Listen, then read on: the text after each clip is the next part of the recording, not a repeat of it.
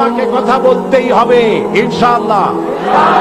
কারণ আগামীতে আবার আপনাদের সাথে দেখা হবে কিনা আমি জানি না, কথা বলতেই হবে। বসেন, কেউ দাঁড়িয়ে থাকবেন না। আমি দেখতে পাচ্ছি বাংলাদেশের ভাগ্য আকাশে উত্তর গগনে কালো মেঘ জমা হয়েছে, ঝড়ের পূর্বাভাস লক্ষ্য করছি। যদি মোকাবেলা করতে না পারেন সক্ষম ভাবে, এমন অন্ধকার গাঢ় কালো অমাবস্যার রাত আসতে পারে যার সুবে সাদেক হওয়া অসম্ভব। সুতরাং আপনারা কি কাপুরুষের মতো কাফের মুশরিকদের গোলামি করে মরতে চান?